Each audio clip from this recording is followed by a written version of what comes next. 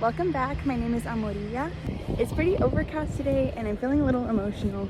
So today we will be talking about grief after you leave a high control religion or cult and how to deal with it. For starters, grief is different for everyone. There is no one solution to dealing with grief, especially after leaving Jehovah's Witnesses or a different cult or high control religion. Everyone's experiences within their high control group can be vastly different. So there is no one size fits all plan to deal with that pain. It will be different for everyone. I've read a lot of books in the past few years about grief. One in particular really helped. It was called It's Okay That You're Not Okay by Megan Devine. I think that's how you say it. And in that book, I learned 3 really key points that have really helped me a lot. 1 is that feelings are not facts. 2, feelings don't last forever. And 3, there's a difference between grieving and suffering. Grief is not linear at all. You can go through one phase of grief and feel like you got through it pretty well and then revisit it after a couple months or maybe a few years. And that is honestly very normal. It doesn't mean that you're backtracking or failing at dealing with your grief whatsoever. My grief process has been a bit complicated. I do a lot of work to try to process my grief. To be honest, about every 6 to 9 months, I'll go through a little phase, maybe a few weeks, of feeling especially depressed, really missing my friends, and questioning if I made the right decision. The questioning comes about because of the gaslighting from current members, and of course the shunning that takes place as well. I want to go in there. Okay, let's go inside. This is a nice place to talk about grief. As I was saying, yeah, about once a year I still struggle with really intense grief, even though I have worked through a lot of grief in the past couple years, and that's normal. My grief isn't going to go away just because I work on it. Grief is a lifelong aspect of human life. Grief is the price that we pay for loving people. It doesn't mean that we shouldn't love deeply, because that's so normal and it's such an important part of life. Grief teaches us how important love and community really are. I had heard a quote a couple years ago that grief is love with nowhere to go. There's a little hummingbird.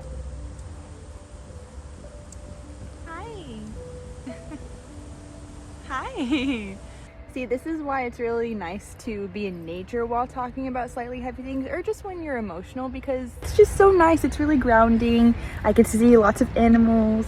It still lifts my spirits and my mood a bit. So that is one very helpful thing when dealing with grief, to be outside and to still get fresh air and take care of your body and exercise, still take care of yourself. But back to what I was saying. I had heard this quote a couple years ago that grief is love with nowhere to go.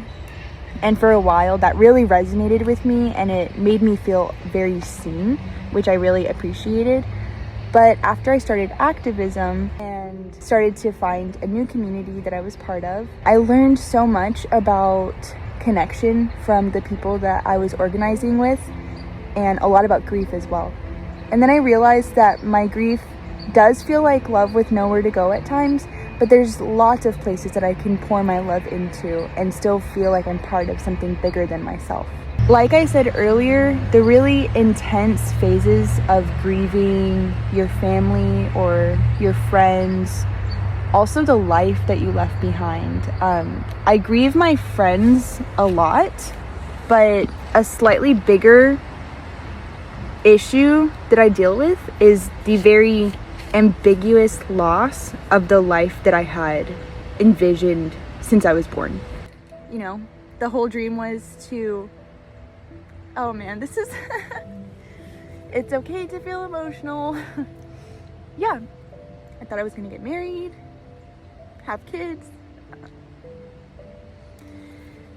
and I had gotten pretty close.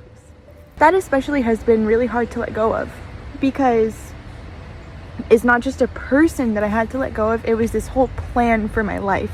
I had to rethink that entire plan after I left. For me, it was a little while before the edge of the sting started to dull. Something that really helped me when dealing with that grief was remembering that my feelings aren't facts.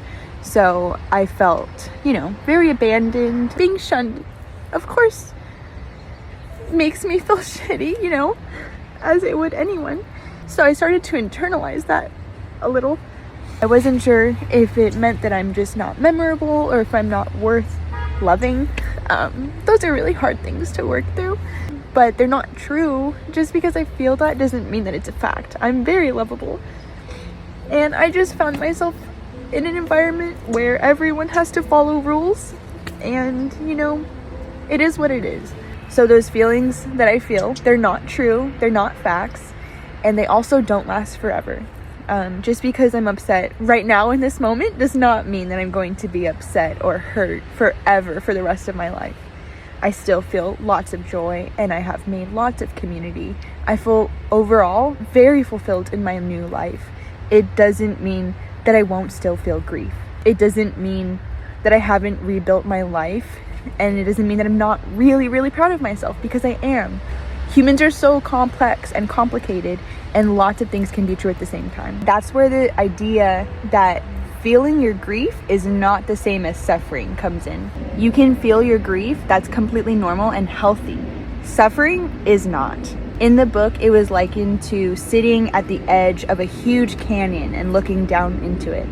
Dealing with your grief should be like looking down into the canyon. Wallowing in your grief and allowing yourself to suffer is like diving into the canyon. However, you can't sit too far away from the canyon. You can't just pretend that it's not there and just push down all of these feelings of grief, because as I've said in another video, that's like pushing a ball underwater. It's going to come back up with a lot of force, and you won't be able to control where the grief comes up in which part of your life. It's going to be very difficult to deal with later on if you don't start to deal with it now. They're like waves. You can just ride the waves, you ebb and flow with them. You don't work against them, just go with it.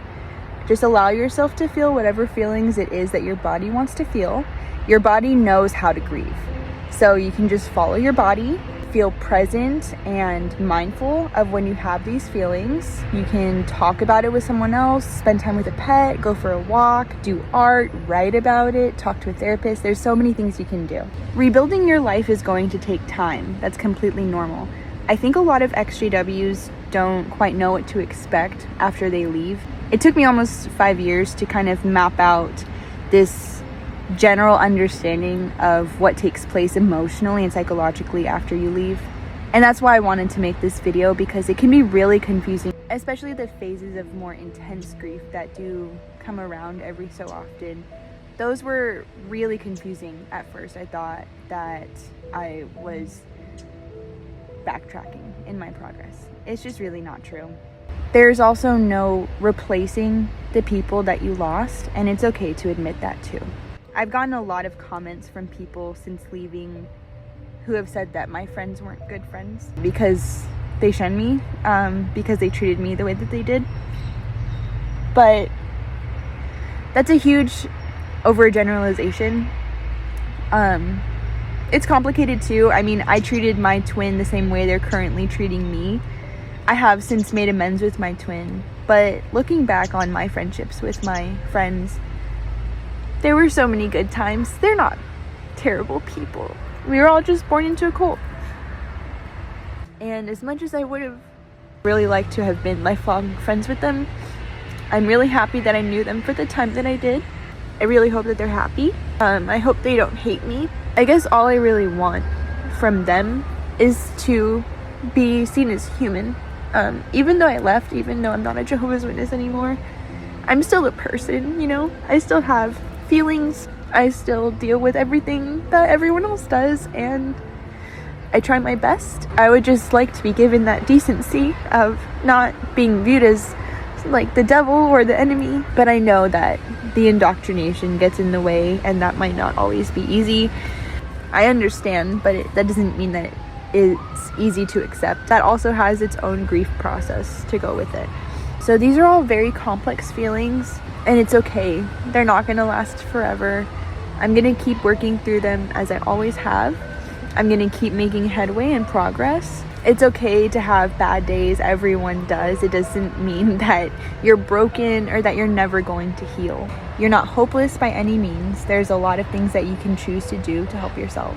I know that helping yourself when you feel really depressed or when you're going through really intense grief can be so difficult. So I do encourage you to let other people in and talk about how you're feeling with someone that you trust. Still do things like eat nutritious meals, go for walks, spend time with friends and family, or even pets and other animals can be really helpful too. Finding new passions or projects. And remember that feelings aren't facts. Your feelings won't last forever, and there's a difference between suffering and grieving. Thank you for joining me today as we talked about grief, and I will see you next time.